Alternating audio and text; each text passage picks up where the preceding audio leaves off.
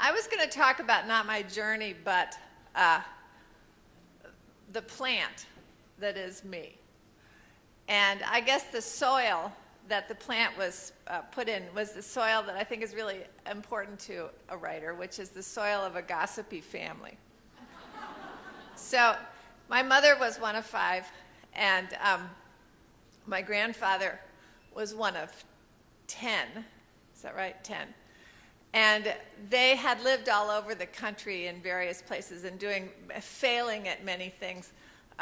But they didn't portray their adventures as failures. They portrayed them as adventures. And they were all quite funny, so they were always joking about them.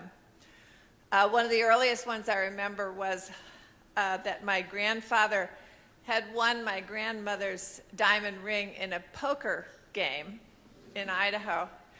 And my grandmother was doing the dishes, and the diamond ring went down the drain of the sink. And then everybody would go, ha, ha, ha, ha. And so you knew that that's what you were supposed to do if your diamond ring fell down the sink. So that my cousins and I really adored hearing all these stories. We would sneak into the back hall and get out the box of photographs, and we'd bring them into the living room. And then as soon as we started showing photographs around, the stories would start to come out. And then, so you'd listen to the stories, and then you'd go into the kitchen, always to get a Pepsi, never a Coke. And then somebody would come into the kitchen and say, no, that's not how it happened. This is how it happened. And then you'd get an earful of somebody else's interpretation of what had happened.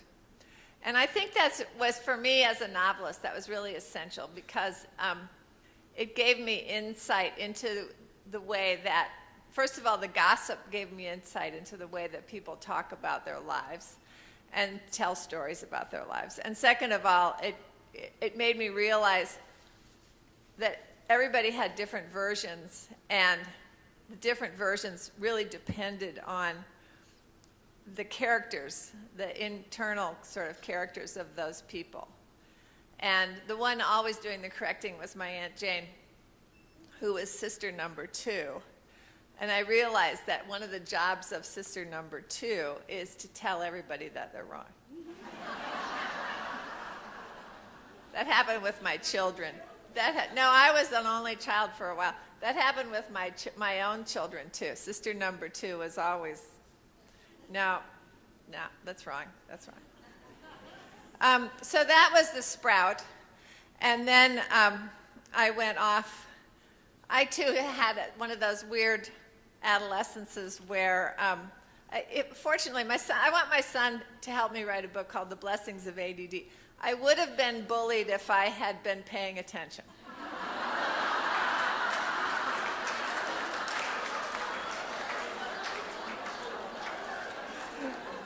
But I didn't experience myself being bullied because I was out to lunch all the time. But I had a good education, and we read a lot of great stuff in high school, like David Copperfield, Giants in the Earth, and a Shakespeare play every year. And so I felt I had a good education. And then I went off to college, and I got to Vassar, and there were people there who weren't bullying me. And it was really exciting, and I loved it. And because of when it is, I think that this is a particularly wonderful time to have aspirations as a writer. And that is because all the boys I knew, except my boyfriend, who was a 6'10" Marxist basketball player from Casper, Wyoming, and he was too tall to be drafted. And so he wasn't worried about the draft, but all the other boys were. And so while the boys were worrying about whether they were going to be drafted, the girls who were born between, say, 46 and 53, they were planning that they were going to be doctors and lawyers and editors and writers. And so we girls really did feel that the world was open to us, and why not? Why not do it? And that's the sort of thing we talked about. So when there was a girl who had a car, and when she would drive me down to Yale for the weekend, she would talk about what kind of doctor she was going to be and where she was going to go to medical school, and sure enough, she did. And so I felt that I lucked out in being born right then. So after I finished my senior year, my medievalist Marxist basketball playing 6'10" now husband from Casper, Wyoming, he couldn't find a job. I couldn't find a job, so because nobody could find a job. So we decided we were going to take some money that I got from the War Orphans Act because of my father's experiences in the war. And we had about $3,000, and we said we were going to go.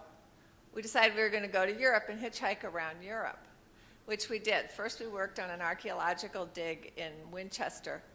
And then we hitchhiked through France and Italy, stayed 3 months in Greece, then came back up through Yugoslavia, or the nation formerly known as Yugoslavia, and then back up into Denmark and back into England. And it was totally, totally fascinating. First of all, he had read all the books about medieval cathedrals, so we could go to certain places, and he knew all the stuff to know. So while he read the history books, I read the historical fiction books. And so he was a really good guide for all of that. And for me, since I adored English literature, it was wonderful to visit